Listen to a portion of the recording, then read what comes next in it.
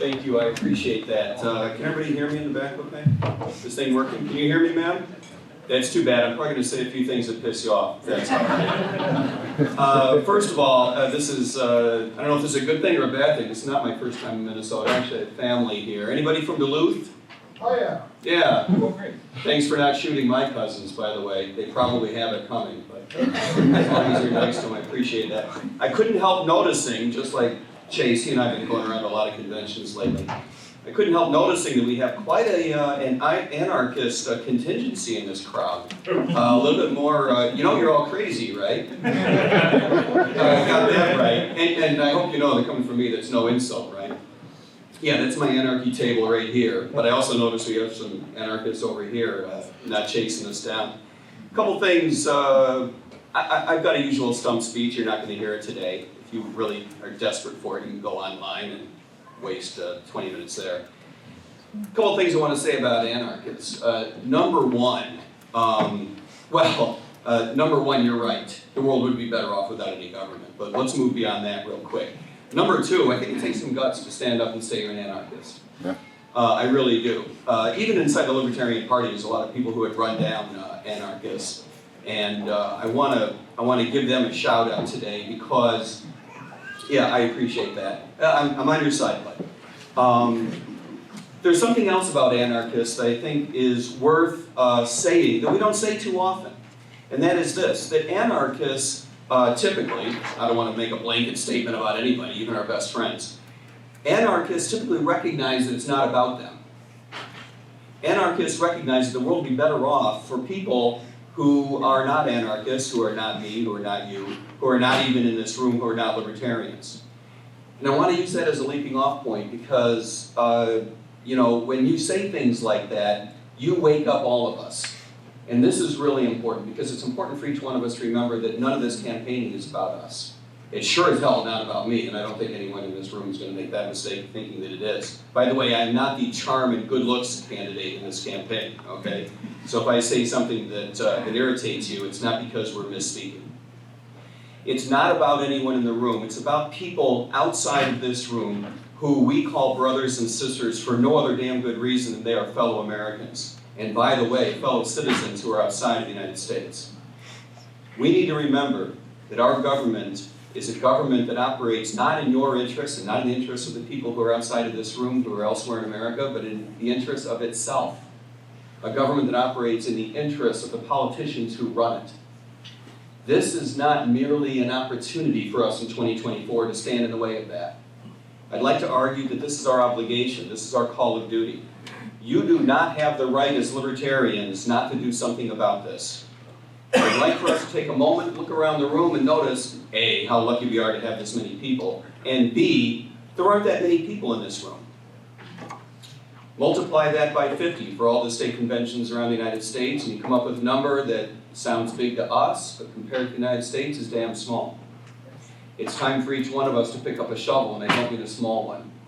One that you can wield. Sometimes you got to hit someone over the head with a shovel and not just dig a grave for yourself. For me, the reason I'm in this race is because I believe I can guide the party in the right direction, but I think that our party can make an impact, have a real effect on the American political landscape, and I mean that. Anyone who says otherwise is naive. Gary Johnson, we're all Gary Johnson fans here, right? Yes. Thank you for that. The only thing I said this morning that everyone agreed on is that on day one of a convention, success is defined as not punching each other in the face. We're not all Gary Johnson fans, but he's a libertarian and he was a hell of a nice guy. But let's be honest, we don't want to run Gary Johnson 4.0, and here's why. If you are running a campaign that says, I am socially liberal like a Democrat, and I am fiscally conservative like a Republican, you're not actually running for president. You're doing something that might feel good, that may, make your party feel good. It didn't. Maybe it makes your family feel good, but you're not actually running for president in any meaningful way. For, I want to say 3 reasons. Number one, you're not even telling them the truth. We are not fiscally conservative the way Republicans are because they're not fiscally conservative. Would a Republican tell the public that to take money forcibly from people and to spend it around the world for no other reason than to project military hegemony is evil. No, a Republican would not tell you that. That is for us to tell people. It is our job, it is our obligation to tell people that. Are we socially liberal in the sense that Democrats are? Do we run around telling each other that you need to fall in line? You need to think like I do? To Chase's point, no.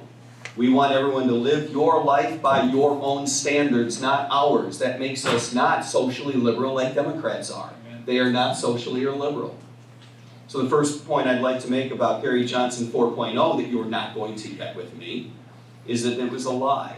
And I'm here to tell people the truth. And sometimes the truth doesn't necessarily feel good.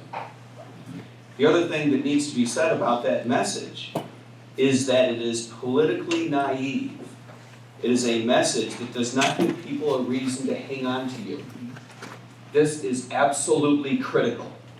The reason the Gary Johnson campaign imploded was not because he forgot the name of a town in Syria. He did forget the name of a town in Syria. But hold that thought for a moment and let me contrast that with what Donald Trump said about himself. We're all Donald Trump fans here, right? Just like we're all Gary Johnson fans. We haven't punched each other in the face yet, so we're all doing pretty good. The Donald, and I was in New York in the 80s, so I've got a long history of reasons not to be a Donald fan. The Donald once said, and I'm not sure he was wrong, he could go out on Fifth Avenue and shoot somebody without losing a great deal of support. I'm going to go out on a limb and saying shooting someone on Fifth Avenue is worse than forgetting the name of a town in Syria. I'm just going to make that assertion. I'm not going to look for a 2/3 vote to support that. But I'm not sure that Donald was wrong. They knew why they supported him. They knew why they hated his guts. Not so with Gary. He had not given anybody a reason to hang on to him, and so when they gave everyone a reason to leave, they did. The campaign that we are putting together includes the most transformative ideas. I believe the American public is ready to hear those.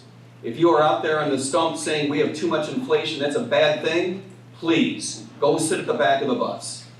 We don't have time, energy, and to be honest, we don't have the money to support a campaign that does no good at all at differentiating us from the other parties. That is what you would hear from both the Republican and Democrat, so why would you bother saying that?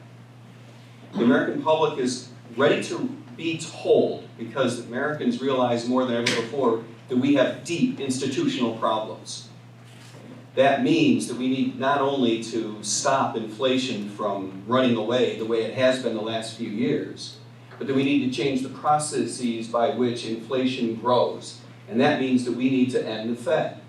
Woo! Now,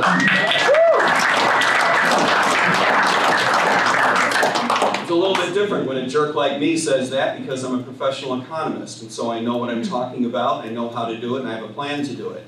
It also means that you have to be a little bit edgier with your friends in Washington when you do say it. I spent a couple of decades in Washington as an economist. I have all the respect for the Federal Reserve Board folks. I met with the Federal Reserve Board in the boardroom itself. I've had my research on the banking industry cited by the Federal Reserve Chairman. So when I say it, it hurts some people's feelings. It is a great experiment that for 100 years has taken the opportunity to prove that it cannot succeed. And for this reason, we need to be out there saying that, not inflation is naughty and that we need to cut it back. We have deep institutional problems with the way that we finance this country. We are on a fast track or slow track. We can debate what your definition of the speed of the track is. But the truth of the matter is that we are headed for a fiscal bankruptcy of the federal government. My greatest fear is not that that will happen. My greatest fear is that when the federal government of the United States goes bankrupt, people like us will consider it to have been a good thing. And that's a damned shame, because we have an opportunity to save our government from going over the edge and thereby transform our government into a beacon of light. We're not headed there now. And when I say that, again, it hurts some people's feelings, because I spent a long time in Washington. I worked for the Office of Management and Budget as a White House economist.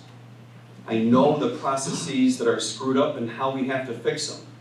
The last thing I want to touch on is the other way in which I hurt a lot of people's feelings. I know there's a lot of folks in here who are pro-cop, a lot of people in here are anti-cop. I got to be honest with you, I'm not in either one of those camps. So maybe we've got 3 different ways of punching each other in the face. My second career in public service and public policy was as a police officer in Broward County, Florida. I spent 11.5 years on the road. A lot of my friends are still police officers, as you might imagine. It's a hard work, it's good service. But the truth of the matter is that we have deep, profound, fundamental changes that we must make in the way that we manage police officers. And that's not just ending the war on drugs, although that's a big piece of it. If we don't make these changes, we run the risk of losing the support of the American people, not just of the government that we have, hell, we need to get rid of that, but the very idea that we can't work together and live together in communities. This is why we must make these changes and make them as quickly as possible. We are not Republicans. We do not say stupid things like, go blue, we back the blue, no matter what, in every case. By the way, that's literally what the senatorial candidate in Arizona said. And a lot of libertarians backed him up. I'm sorry to hear that. Nor do we say stupid things like, stop funding the police. Communities have the right to decide how they want to support their criminal justice system. But where we must draw the line is against the system we have now, the world's very most oppressive criminal justice system. We need to completely change it in a very fundamental way. Not because of me or you or anybody else in this room, but because of people outside of here who we call brothers and sisters. Thank you. Thank you very much.